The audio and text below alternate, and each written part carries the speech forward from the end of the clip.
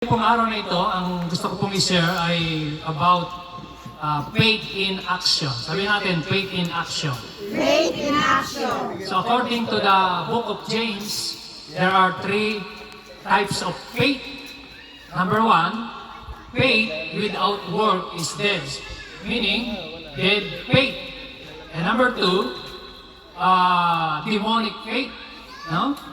Demonic faith, ibig sabihin, yung faith na superstitious belief na not basis on the Word of God. So, sa Matthew 7:21, kung naalala niyo po, sabi ng mga disipulo na sila inaangkin nila, na sila nagpalayas ng demonyo, ng aral, nagpagaling na may sakit, sabi ni Lord, di ko kayo nakikilala. Kayo mga manggagawa ng kasamaan. At pangatlo, faith in action. So dito po sa Mark chapter 10, ito po ay example ng faith in action. Are you ready to receive the Word of God? Amen. Okay, please open your Bible in the book of Mark chapter 10, verse 46 up to 52. Ito po ay very familiar story sa inyo about Bartimaeus. It's about Bartimaeus. Verse 46. Then they came to Jericho, as Jesus and his disciples together with a large crowd were leaving the city.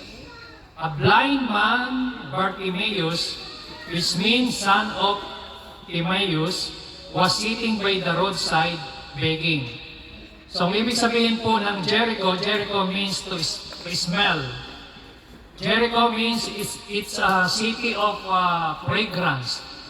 Gustong-gusto ng mga tao na pumupunta sa Jericho kasi nandun yung mga mababangong halaman tulad ng balsam, cypress, roses, ang dami dyan. At mga mababangong ginagawang pabango. So kaya po maraming nagpupunta dyan sa lugar na yan ng Jericho. So yung ibig sabihin ng salitang Jericho, to smell. And the city of fragrance. Ngayon, sabi po sa Bible, si Bartimeo ay nandoon at siya po ay namamalimos. So Bartimeo, ibig sabihin from the word bar, son, Timaeus means honor o honorable. So Bartimaeus means honorable son. Okay? Verse 47, when he heard that it was Jesus of Nazareth, he began to shout, Jesus, Son of David, have mercy on me. So si Jesus, he is a blind man and he is a beggar. Verse 47. But 48, many rebuked him and told him to be quiet, but he shouted all the more, Son of David, have mercy on me. Verse 49, Jesus stopped and said, call him. So they called to the blind man and cheer up on your feet. He's calling you, throwing his cloak aside. He jumped to his feet and came to Jesus. Verse 51, what do you want me to do for you? Jesus asked him. And the blind man said, Rabbi, I want to see.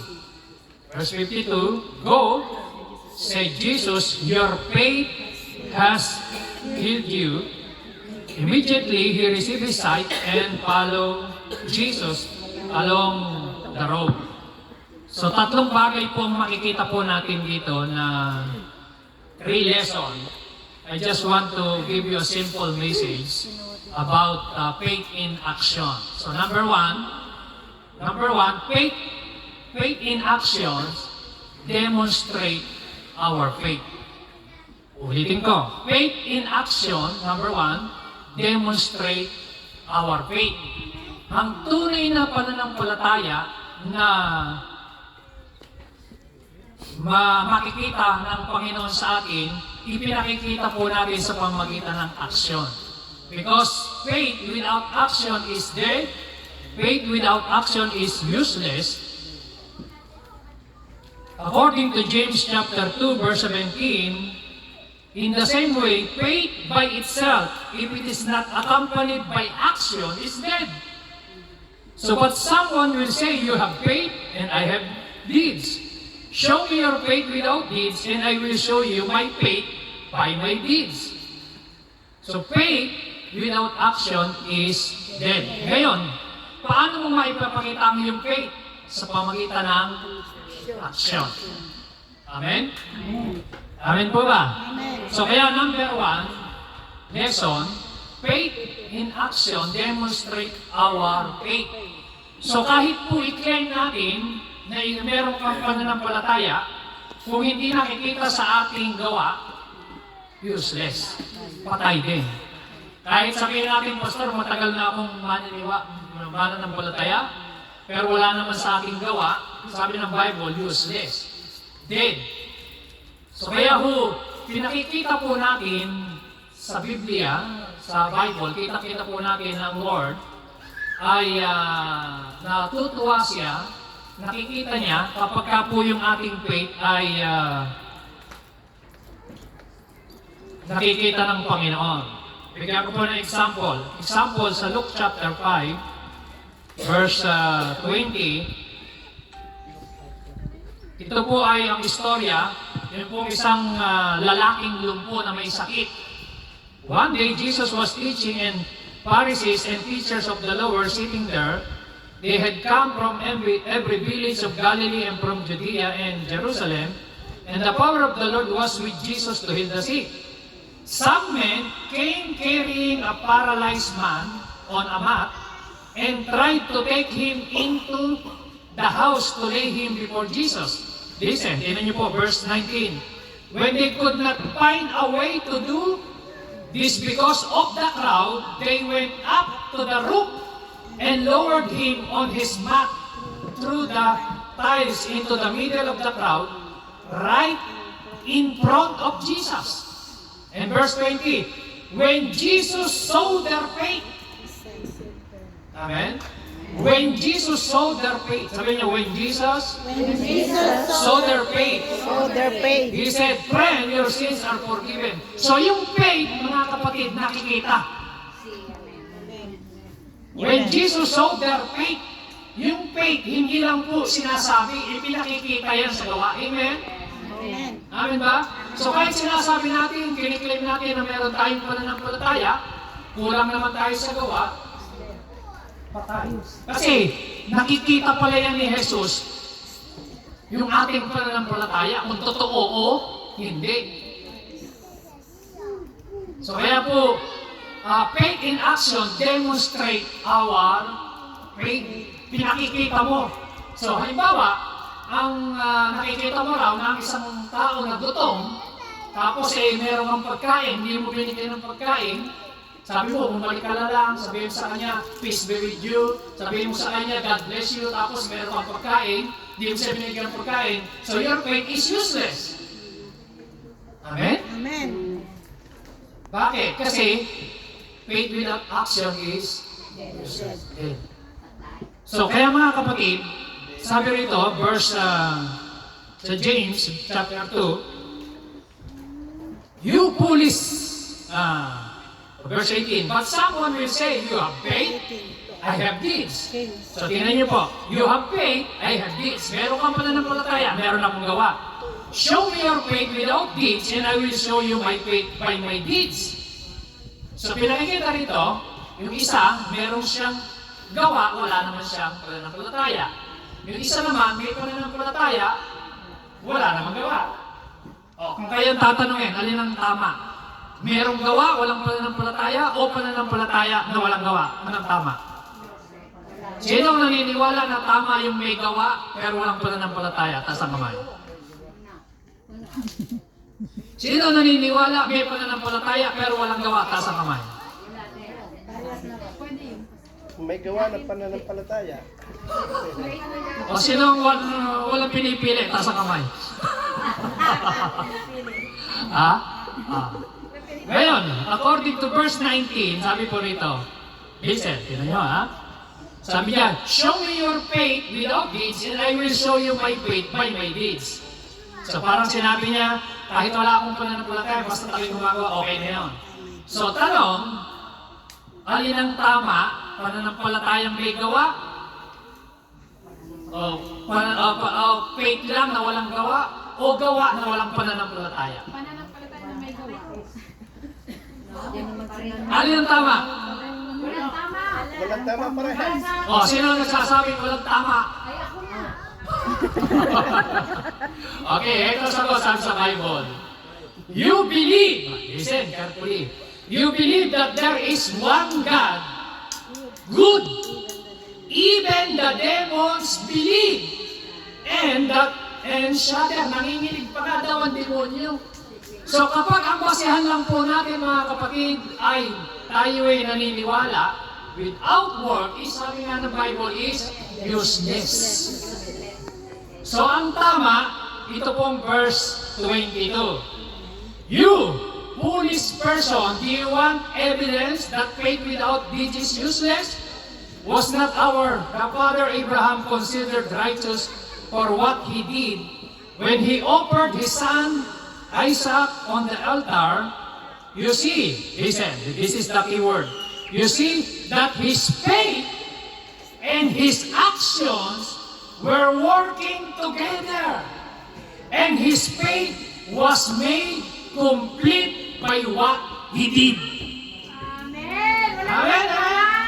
So, hindi kayo, kailangan pala, faith and action were working together. So, ang tama, faith with action. Amen? So, ang tama, faith with action. Hindi pwedeng paghiwalayin yung faith at saka yung action. Ang sabi doon, you see that his faith and his action were working together. Amen. Dapat yan, nag-work na magkasama. Hindi pwedeng magkahiwalay. Amen? Sabi yan, his faith was complete. So, nakumpleto yung pananampalataya niya because of what he did dahil sa kanyang ginawang pagsunod. Because of what he did. So, hindi pala kumpleto faith niya, kabiyak lang, dahil sinaniwala lang. Kailangan, para makumpleto, may kasamang, ano? Gawa. Yes, God. Amen? So, kaya po number 1, faith in action demonstrate our faith. Number 2, sabi po rito sa ating binasa sa Mark chapter 10, yung kay Bartimeo. Number 2, faith in action gets the attention of Jesus. Sabi po rito sa verse 40, balikan natin, let's go back to our text, Mark chapter 10.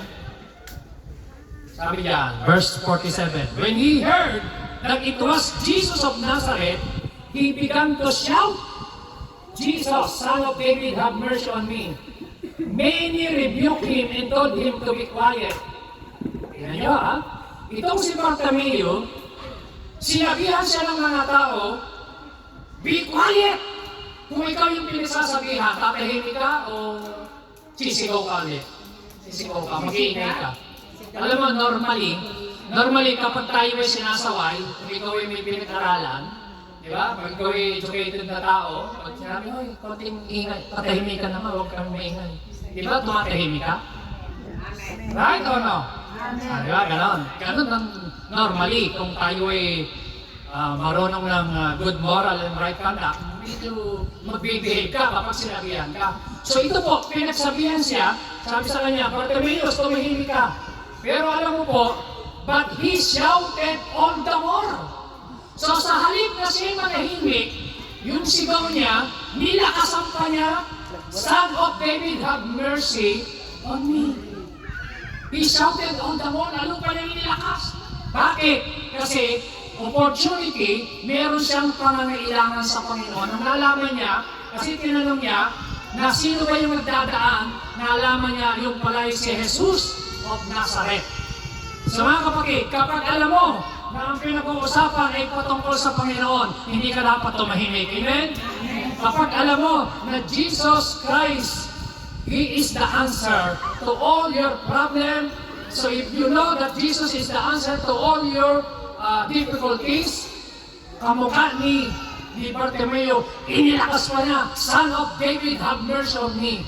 Have mercy on me. So mga kapatid, lahat ng tao, we need grace and mercy of the Lord. Amen?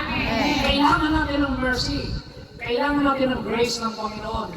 Because without grace, we save by grace through faith, mga kapatid. So kaya number one, makikita niyo po, faith in action demonstrate our faith. Number two, faith in action gets the attention of Jesus. Paano nakuha yung attention? Tingnan niyo po, Jesus stopped. Nung siya sumigaw, Jesus stopped and said, call him. So si Jesus Christ, nalagpasan na si Bartimaeus. Kaya naglalakad siya, nandiyan si Bartimaeus, sumisigaw ang lakas-lakas, nalagpasan na niya. Pero ang Panginoon, tumigil. Anong sabihin, nakuha niya yung attention. Amen? May I get your attention? Amen. So yung attention niya, ni Jesus Christ nakuha niya, kasi nilakas niya yung sigaw niya. Di ba pag kami nagpapalaho dyan, nakakakuha ng attention? Pero yung palaho niya, yung sigaw niya, shout of faith yun, crying with faith. Amen? Sabi doon, sa Bible, Jesus stopped and said, call him. So mga kapatid, ang Panginoong Jesus, pinatawag siya. At itong lesson. So, they called to the blind man, cheer up, on your feet. Alam niyo po ba kung sino yung tumawag? Yung ding mga taong sumasaway sa kanya. Yung mga taong nagpapatahimik sa kanya, siya din ang tumawag na sabi sa kanya, cheer up, jump up to your feet, and come to Jesus. So, ibig sabihin mga kapatid, ang lesson is this. Listen, kung bisan tayo po, may mga tao na sumasaway sa atin, pero hindi mo alam, sila rin pala ang gagamitin ng Diyos para i-encourage ka, nadalhin ka at makalapit tayo sa Panginoon. Amen.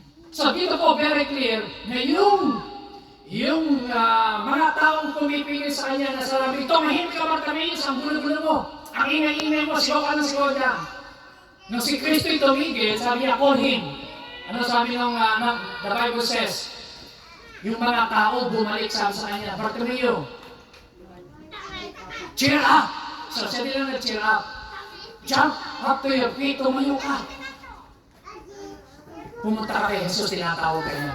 So mga kapatid, kumisa may mga tao na akala mo kontrabida sa buhay mo. Pero okay ka lang. Kapag alam mo na yung ginagawa mo ay para kay Lord, kapag alam mo na ikaw ay naglilingkod sa Panginoon at para sa Panginoon, hindi ka dapat magpapigil. Amen. Amen? Alam niya kasi itong si Bartimaeus, meron siyang pangangailangan. Anong pangangailangan niya? Gusto niyang makakita. Sabi niya, what do you want me to do for you? And Bartimaeus said, I want to see. So if you want to see, ibig sabihin po noon, mga kapatid, meron kang pangangailangan. Alam niyo po ba na lahat ng tao, kahit po sino sa atin, kailangan nating makakita. Because lahat ng tao, because of sin, we are all spiritually blind. Because of sin. We need God. We need Jesus. Amen. Kamukha ni Bartimaeus. Pero si Bartimaeus, number one, ginawa niya, because of his faith, he overcomes obstacle. Lahat ng obstacle, yung mga pumipigil sa kanya, yung crowd, in-overcome niya yun because of his faith. Amen? Amen. So, kaya ano nangyari? Tingnan niyo po nangyari. So, Jesus stopped and said, call him. So, they called to the blind man, cheer up on your feet. He's calling you. Ito ang maganda, verse 50. Are you ready for this? Amen. Sabi mo sa katabi mo, ready ka naman? Are you ready for this? Okay, listen. This is, makinig po kayo, tingnan niya mga kapatid. Nung siya lumapit na sa Panginoon, si Bartimaeus, throwing his cloak. Sabi niyo, throwing his cloak. Throwing his cloak. Meron ba yung tuwalya rito? Dadala na isang... Ayan. Hindi ko siya tuwalya. Ano, wait ha? T-shirt po. T-shirt, okay din. Sample ka lang, gagamitin ko lang na illustration. Sabi niyo, throwing his cloak Throwing his cloak. aside, and he jumped to his feet and came to Jesus. Ayan. Okay. So ito si Bartimaeus. Sabihin natin itong cloak. Ito yung cloak, ano? Ito yung palaban niya. So ito yung balabal ni Bartimeo na nakalagay na ganyan. Kung meron ditong malaki-laki kayong tuwalya, okay.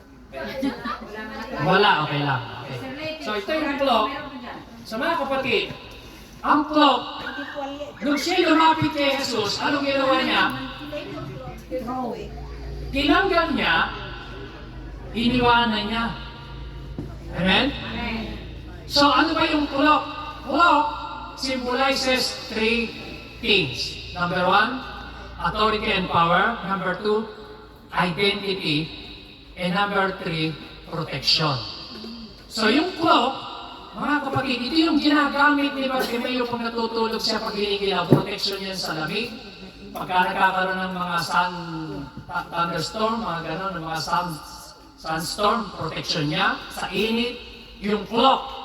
At ito yung clock na yun, ang identification na siya ay bega at siya ay bulag. Galing yan sa government. So alam niyo po, pag ikaw ay bulag sa panahon na yun, ang identification mo, meron kang balabal. Amin ba? At yung balabal na yun, pagka suot-suot mo yung clock na yan, mga kapatid, pagka nakabalabal kang ganyan, malayo pa lang, alam nila na bulag ka at ikaw ay beggar. Amen? So identification. Dito sa Aldi, ang mga beggar, nakita ko rin isang araw, naka-night. May piso. Parang hindi beggar eh, maganda pasok sa doon sa nagbibigay eh. Pero sa kanila, ang identification itong clock. Amen? So symbol of authority and power transference. So ita-transfer yung power, isa pang meaning yun. Tingnan niyo po, bigyan kayo ng biblical and spiritual example ng authority and power. Nung si Elijah, isasalin niya yung authority and power kay Elisha. Hinahanap niya si Elisha nang nakita niya nagtatrabaho sa bukid. Yung kanyang cloak, initsa niya. Tinanggal niya, binigay niya. Ibig sabihin, transference ng power and authority. Okay? Ngayon, ang cloak, ito rin yung sinasabi sa Bible na clothe yourself with salvation and righteousness. So, identification natin yan. Kumbaga, kung gusto mong ma-identify siya sa kanyang cloak, na siya pala ay beggar. Okay? So ngayon, nung siya lumapit kay Jesus, initsa niya, tinanggal niya. So kaya mga kapatid, kapag ikaw ay lalapit sa Panginoon, meron kang tatanggalin. Amen. Amen ba? Amen. Amen. Amen. Amen. Ano bang tatanggalin? Hindi ka. So pag lalapit ka kay Lord, meron kang cloak na tatanggalin. Nung yung babaeng Samaritana, na-encounter niya si Jesus, anong tinanggal niya? Iniwan niya yung kanyang banga. Tinanggal niya yun. Nung si Moises ay lumapit sa Panginoon, tinanggal niya yung kanyang sandals na marumi. Nung si Joshua, ganun din. So makikita nyo, kapag lumapit ka sa Panginoon, meron kang tatanggalin. Ibig sabihin, pagbabago ng iyong status ng buhay. Amen? Amen. So pag tinanggap mo si Jesus, kinilala mo siya as your personal Savior and Lord, you are no longer belongs to the devil, you are the children and daughter of God. Amen. Amen? Because the Bible says, John chapter 1, verse 12, to those who believe and receive Him, He gave them right to become the children of God. So, sa oras na tinanggap mo, ang identification mo na, you are now the sons of God. Sabihin natin, I am the children of God. Children of God. I am the light of the world. I am the light. I am the salt of the earth. I am strong. I am living by faith. Not by feeling. Not by sight. I am overcomer. So, ang simbolo po ng clock na yun, pag ikaw ay nung tinanggal mo, magkakaroon ka ng change ng iyong status and position sa community, sa mundo nito. Mag-iiba. Kaya itong si Bartimeo, tinanggal niya yung kanyang cloak. Ibig sabihin, iba na. Ang identification niya ay kay Kristo na. Amen. Kaya sabi ng Panginoon sa kanya, tingnan niyo po nangyari sa kanya, mga kapatid. Okay, matatapos na po ako. Sabi po rito, Jesus stopped and they called to the blind man, cheer up. Tanong, si Bartimeo ba nung lumapit sa Panginoon, nang tinanggal niya yung balabal, nakakakita na ba siya o hindi? Hindi pa. Hindi pa siya nakakakita. Dito pa lang siya nakakita sa verse 51. Sabi yan, verse 50, throwing his cloak aside, he jumped to his feet and came to Jesus. So nung siya lumapit sa Panginoon, doon nag-miracle ang Lord. Sabi ng 51, what do you want me to do for you? Jesus asked him. The blind man said, I want to see. Amen? Ano nangyari? Verse 52, go! Jesus, your faith has healed you. Sabihin niyo mo sa katabi mo, your faith Your faith has healed you. has healed you. Alam niyo po sa ibang translation, your faith has made thee whole. Ibig sabihin, hindi lang po basta healing yan, kompleto, whole ang binanggit. Because of your faith, you made thee whole. Ikaw ay naging buo na kompleto ka. Kaya the Bible says, we are complete in Christ. So if you have Christ, you are complete. Amen? Amen na ba? Amen. Naging kompleto si Bartimeo. Hindi lang po siya nakakita, hindi lang po siya pinagaling, siya po ay nagkaroon ng buhay, ng kapayapaan, ng katagumpayan sa pananampalataya. Palakpakan ba namin siya? Amen? Amen? Tingnan niyo po, immediately, matapos siyang gumaling, he received his sight. Nakakita siya. And followed Jesus along the road. So itong si Bartimeo, matapos siyang makakita, sumunod na siya sa Panginoon. So mga kapatid, ang isang sign na ikaw ay na-enlighten ng iyong puso, ang isang sign na ikaw ay nagkaroon ng regeneration o ikaw ay talagang na-experience mo yung born again experience, ay ikaw ay willing na sumunod sa Panginoon. Amen. Kasi kapag hindi ka willing sumunod, something's wrong. May problema. Baka hindi pa naliliwanagan ang ating puso. Bakit? Anong sabi ng Bible? 2 Corinthians? Tingnan niyo po, chapter 4, verse 4. The God of this age has blinded the minds of unbelievers so that they cannot see the light of the gospel that displays the glory of Christ who is in the image of God. So ang mga tao raw po na hindi pa naliliwanagan, nakakakita ng kaliwanagan. Bulag pa ang kanilang mga mata, bulag ang kaisipan. Alam niyo maraming tao physically nakakakita, but spiritually blind. Amen? Si Bartimeo, bulag siya physically, pero nung nakakita siya, masigit yung nakita niya sa mga taong literal na nakakakita. Nakita niya si Jesus, sumunod siya, naglingkod sa Panginoon. So last po, nakita natin number 1, faith in action, demonstrate our faith. Number 2, faith in action gets the attention of Jesus. And number 3, faith in action releases God's power. Ano yun? Yung pinagaling siya, yung kapangyarihan ng Panginoon. Amen. Mararanasan mo. Naalala niyo po yung 12 taong dinudugo? Sabi niya, if I just touch the hem of His garment, I will be healed. Tapos sabi ni Kristo, daming tao nun, 3,000 crowd. Pero sabi niya, may kapangyarihan lumabas sa akin pumunta sa babae. Alam niyo kung may faith ka, yung kapangyarihan ng Lord nare-release pumupunta sa isang taong nananampalataya. Amen? So faith in action, pag nakita ng Lord yung action mo. Kaya mga kapatid, kahit kung lahat ay tumayo, Amen. pakita natin sa Lord yung ating pananampalataya. Amen? Faith without works is dead.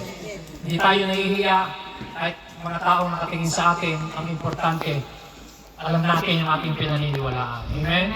Alam natin ang ating faith ay patungkol sa Panginoon. So pwede ba tayong lumapit ng konti sa dito? Siguro ka ng isang mic at tayo po ay umawit ng gawin po natin yung kahit na walang tugtog.